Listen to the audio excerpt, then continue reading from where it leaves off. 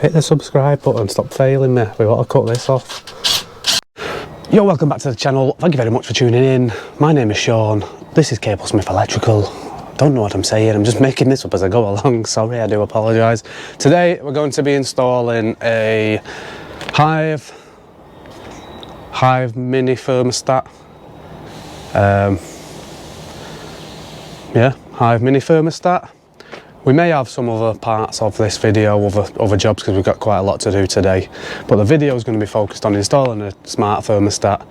I've personally never installed a Hive thermostat at all in my life. This is the first time for me as well. But they're all exactly the same. They're all extremely simple to do. So yeah, if you're struggling, or if you're learning, if you're an apprentice or anything like that, and you're a bit not very confident with central heating, stuff like that, this is just a combi boiler, so it's dead simple, and hopefully I'll be able to show you how it's done. And here we are.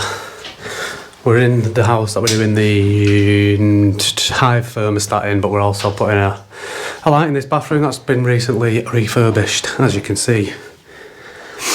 Yeah, so Ryan's going to do this light. There's probably not much point in me showing you that. It's this customer supplied one, colours, I'm pretty sure that's B&Q, and it just sort of stands off.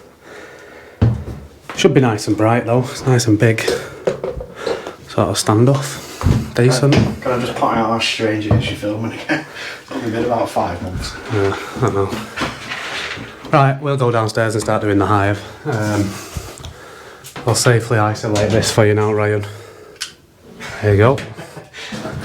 Put some tape over that light switch, Ryan. Don't do that. And this is where we're working this morning. So at the minute we've got what looks like a plumb centre thermostat type thing. So we may not even have to change any wiring inside the boiler. So we've got our feed there from this spur, which goes up into the boiler, and then we've got our maybe switch wires and stuff coming down to feed this, which I assume, yeah, there you go, is a wireless thermostat as well. So it's going to be no different to this, other than you can do it on your phone with this one. So let's unbox this and see what you get, because I've not even opened this yet.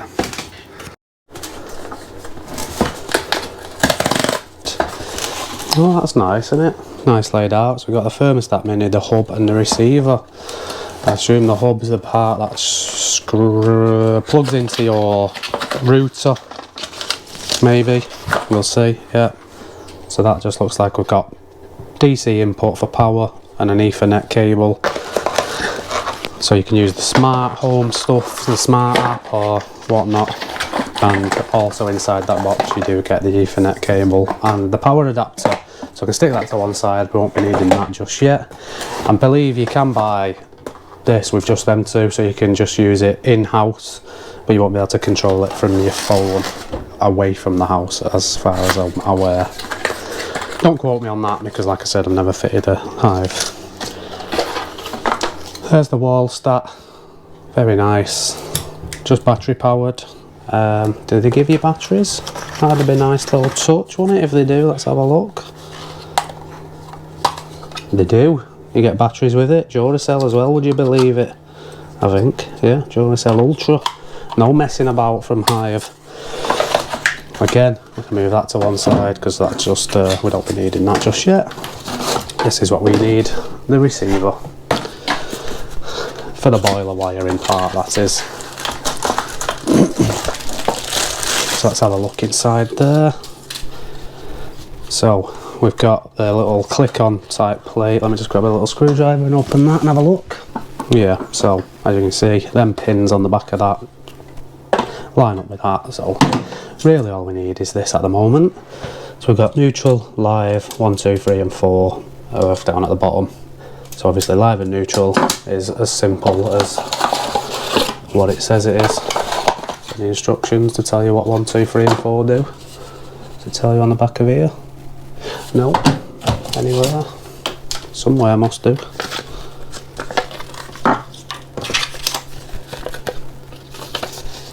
Nope. Nope. No instructions. This one. Nope. Right, so how are you supposed to know what 1, 2, 3 and 4 is? Let me come back to you, I'll find it online. Right, just having a... I've still not looked at that yet, but inside this one, this plumb centre or whatever it is, we've got live neutral. The earth's been cut out, so I'll change that if we've got enough length. Not that it needs an earth, it's just nice to have one. And then we've got A and B, so what we're going to have there is either we're going to have a live coming down and a switch wire going up. It is basically just a switch. It's as simple as that. You've got a permanent feed, and then back up we're going up to the boiler to tell it to fire up. This is a Baxi 800 series 830 combi, and inside there, little catch, we've got 2 lives, which is from the spur and one back down to the stat or the program or whatever it is. Neutral, earth, and then there's them A and B, black and grey. So I assume we've got, this is a permanent feed by the looks of it from there, and then the black one will only be live when you turn the thermostat on. It's basically a light switch. If you just ignore them, permanent switch wire, simple, really simple. Right, so I've just looked on Hive's website and I've found out obviously we've got our live and neutral in and earth. Number 1 is a common. Number 2 is a normally closed, so that'd be your heating off. Number 3 is normally open, so that'll be the heating on, which is the one we're going to use. And 4 is unused. Don't know what that's for then. So basically we've got our live and neutral, Common will be the grey, because that's our feed out from the boiler, and our heating on or switch wire will be number 3. Simple as that. So let's get this off and swap it over. Right, just mounted this, re-stripped it just so I could get some length on the earth. Of course this doesn't need an earth, but it's nice to have a test point or anything like that. And it may need an earth in the future if they change it again to something different, I don't know. But yeah, live and neutral. Common, in this case is grey because that's what's coming from the boiler as a 240 volt feed. And let's just call it switch wire to make it simple.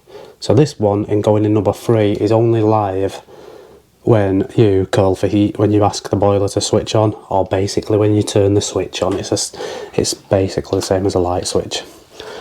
Feed, switch wire. I know I keep saying that, but yeah, people get really confused with heating wire, and it's just it's really simple. So if you think of it like that, it's dead easy. So what I'm going to do, I'm just going to go to the van and get some ferrules to go on these.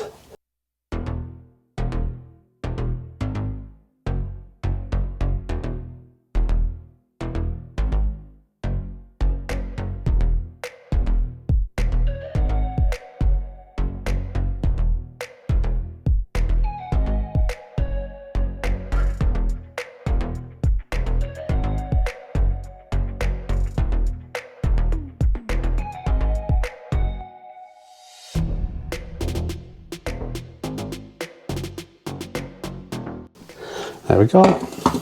Right. I was going to make a little jump cut so it was done then, like Stevie from D&J Projects, but it's so quick, I'll just do it with you. We can just do it together, can't we? Live. Where are you? There you are.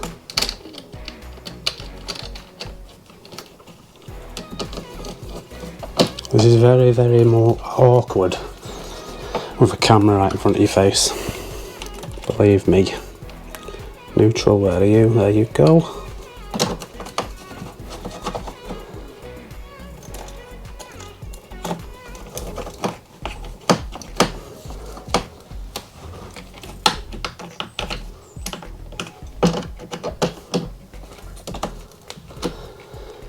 Do I need a link from the common to the live?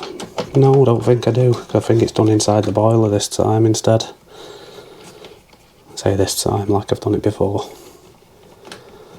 So I'm using grey.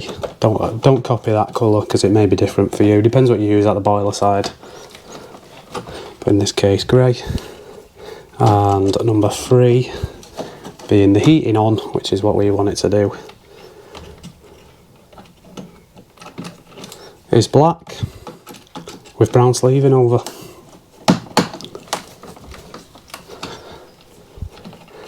and then shove them out of the way, get our earth in.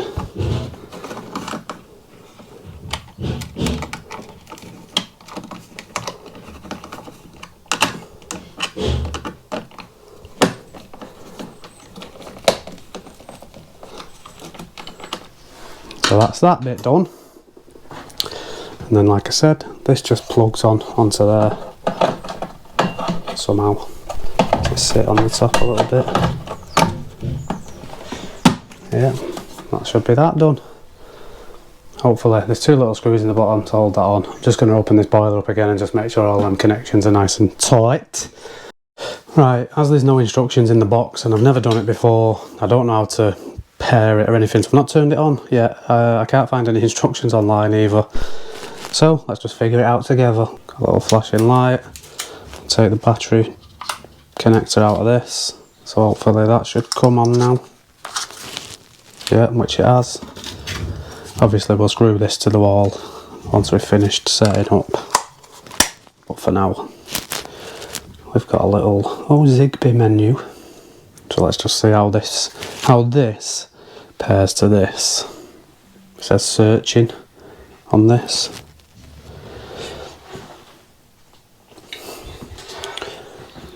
Do you have to do something? No, that's turning the boiler on. Right, so right now the actual hub that's plugged into the router is flashing green, and that usually takes 5 to 10 minutes. So really you should have plugged that in first, because that might be doing some sort of updates or software update, whatever. So yeah, I've got to wait for that to turn amber, then it'll pair when it can go into pairing mode then, which I figured out. But it's still flashing, so like I said, before you start doing that, just plug that in and it's been ready for you then when you're done. So while we're waiting, let's go and see what Ryan's up to. Whee.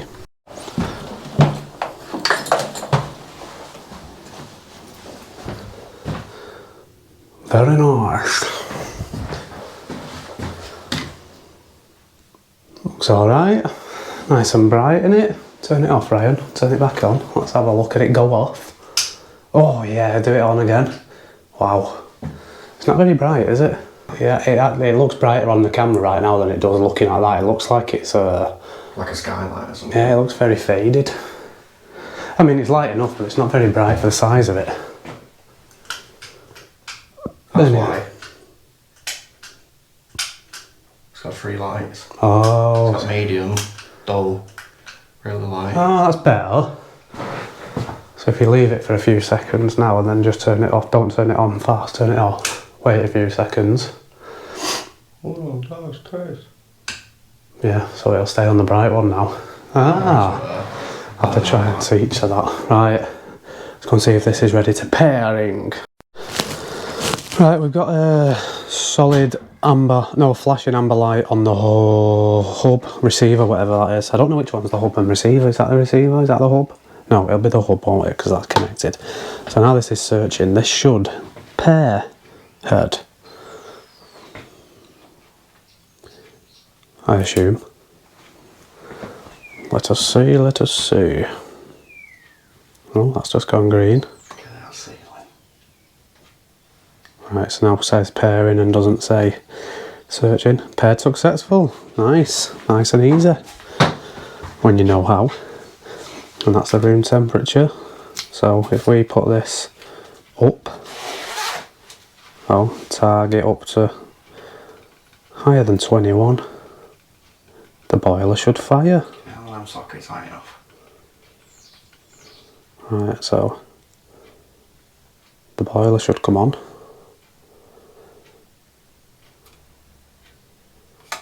Yeah, there we go. And here we go. Nice. Let's check the radiators out, Ryan. Make sure they're on. Right, so that's the stat mounted and plugged in. So actual temperature, target temperature, and that's that, as simple as that. Oh, do you know what I didn't do though? I did not put the screws in the bottom of this thing just in case. Just in case I needed to take it off. And that's that done. Let's check the radiators out. Look who's got a new toy, as seen on MJ Tiff Plumbing and Heating. It's awesome that, look, you can even see where the pipes go behind that cladding, panelling, whatever. But yeah, what we're doing, just going to make sure the radiators are all working. Oh, look at that. And you can, that is so cool. So Which is hot. let's have a look. I'm going to make a proper video just about this because it is really good. You can see through your pants, Ryan. Blimey, it's like he's not wearing any clothes. Jesus! Ryan's not hung like a horse. Horses are hung like Ryan. See what we can see. Oh, you can see where the pipes are on that. So you could follow them around. So we know where not to start putting screws in floorboards, look. Or which floorboards not to lift up. You can actually follow that into every room. Look at that. That is ace. Look, you can see it going over to that rad. Which looks like it's not very warm actually. Maybe it's turned off, I don't know. Yeah, it's turned off that. Let's see the new radiator. That is so cool.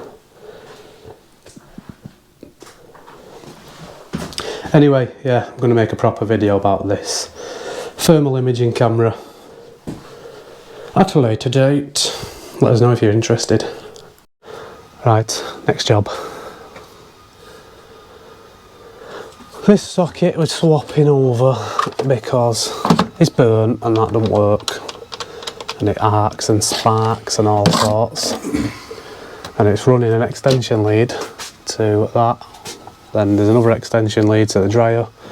There's another extension lead over to there for all this like drill press and whatever. But she don't need any of that. That's her late husband's tools that she doesn't use anymore. All she needs is the dryer. So to get rid of all these extension leads, I'm gonna change this socket. This does an outside light just on a PIR. Inside this board we've got the socket and a spare. It is RCD protected in the house. So we're gonna take this flex straight into that spare for the outside light to free up a socket here. We're gonna plug the dryer straight into there, which works. Which reaches, sorry, so it's not an extension lead. And then this extension lead that just does these two lights, I'm going to just move it over a little bit so it reaches and then plug that back in because it is just two lights and that's fine. All the other extension leads we can get rid of though, so let's crack on. So it is in fact spare, I was dubious of that. Right, so are we even going to get a stuffer in that? Oh yeah, it feels like we can. It's already knockouts in the top, Ryan. Don't need a hole saw. Right, get that socket off. Let's have a look at that. Got a nice. Where's it gone? You just. Oh, you nicked it. Verso. Look at them beauties.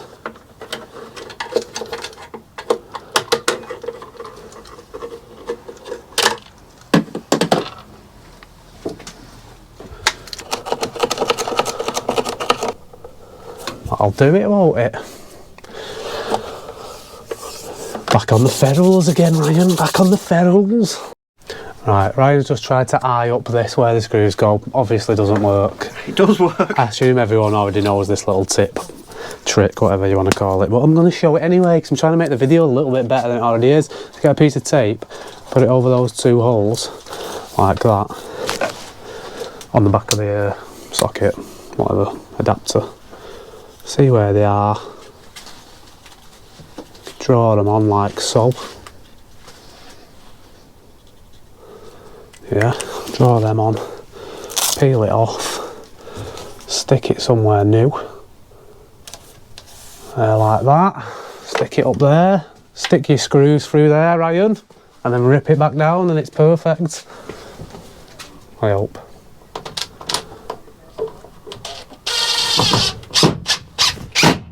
10,000 subscribers. 10,000. You had your chance, and your subscribers failed you, so... They did fail me. Hit the subscribe button, stop failing me. We want to cut this off. is this bit that's in there? Yeah, I need a new bit in there, Ryan. Right, look at that. Get rid of that. Watch it line up wrong, because... Oh, look at that for wrong, Ryan.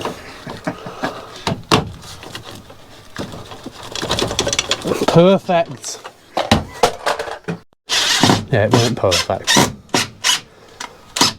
It was the bit, because of the bit making it wrong. Now it's perfect. Oh, look at that. Right, what do we need to unplug now? We can get rid of that big extension there. Just don't need that plug. That's that gone. Right then, it's time to sign out on this awesome video. That's been a complete epic journey of amazingness. Let us know if you want to see more about that thermal imaging camera, because I think that is insanely good for looking for stuff. And I can't wait to find like a fault or a loose connection on like a fuse board and see it in heat times, see its heat signature blaring. Anyway, subscribe and all that. Peace. Peace.